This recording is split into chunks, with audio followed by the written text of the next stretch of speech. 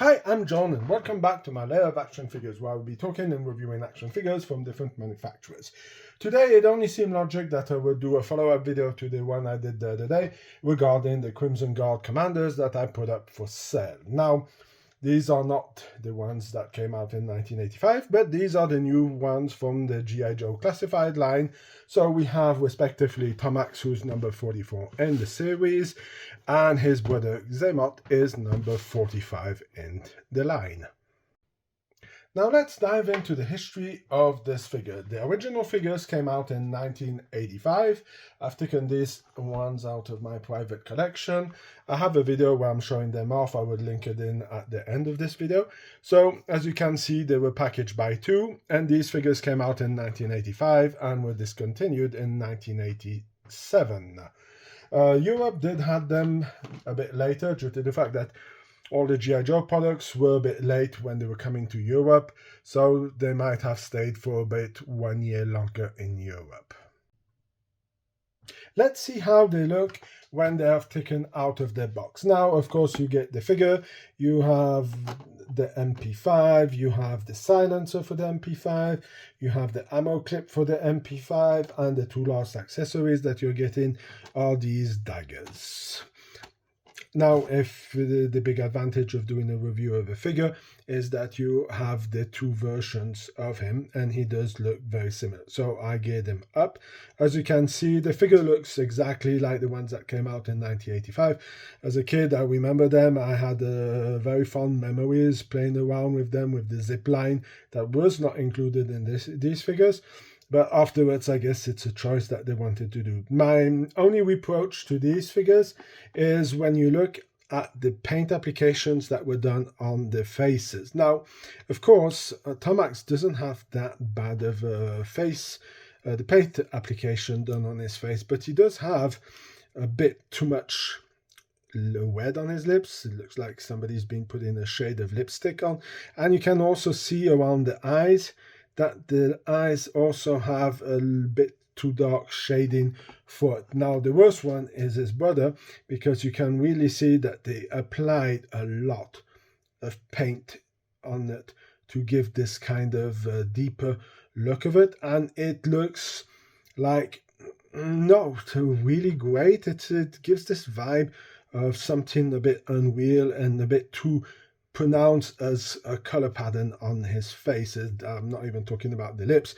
He also looks like he wants to put some lipstick on. Now, I've been talking with one of my best friends about this problem, and this is a problem that you will have with people who apply paint and who are used to do smaller scales than these figures. Now, he does a lot of 54mm figures, that's Warhammer and anything like that, and he is really talented in painting those figures. So what he explained me is that when you apply the paint on smaller figures, to be able to make certain parts stand out, you're going to mark it a lot stronger and give it this exaggerated detail of pushing more of the colors, so you get this kind of sticking out things. And for me, they are really sticking out too much.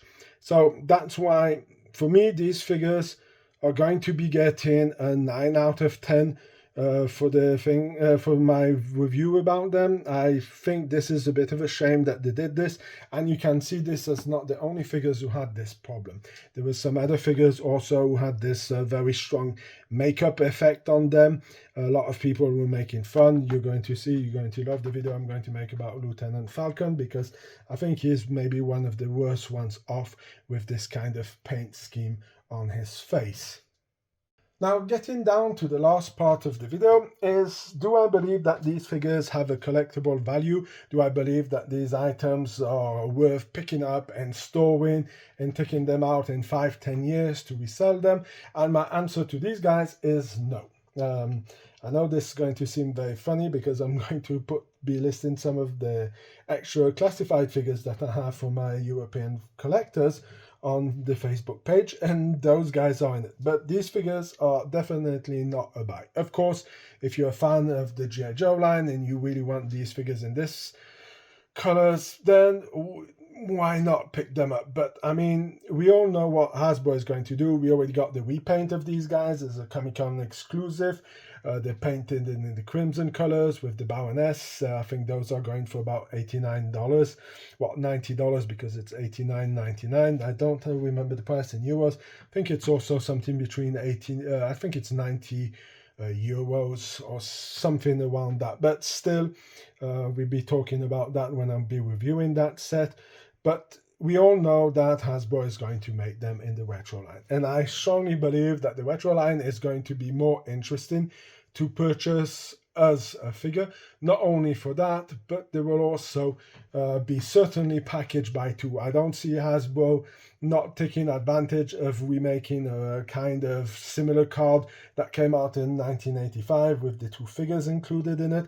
This makes sense to do it on the retro line and give this kind of more bulkier look and try to reproduce what you did in 1985. The also big advantage of the 1985 version, if it comes in the retro line, is that you're going to have some extra hands, because lately all the retro line figures have been added with some extra hands, something I don't understand why it's not done in the regular line. And also you're going to get a figure stand.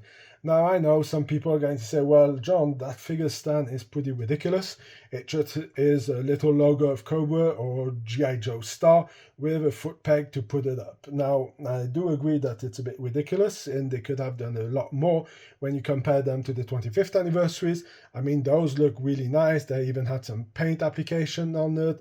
Not only that, they had the name of the figure on. So, I mean, they were really top-notch as a foot peg or foot stand for those figures. So I don't understand why they don't include it in. This is going to be a bit of a mystery for me on that part. I don't think it costs that much to add this thing. So that's why I believe that these are not going to have much collectible value, and that the ones that would come out in the retro line would be more interesting. And due to the fact that they might be packaged by two, if they do the same way they did in 1985, there's high chances that that set might be a bit of a more of an exclusive, could only end up being sold by Hasbro Pearls, or they might transform it into some kind of exclusive for Comic-Con or for any kind of other show. So that's also going to bring up the rarity of finding this one. So that's why I think when they're going to do the retro line, that one's going to be a better investment. So that's going to be it for the review of these figures.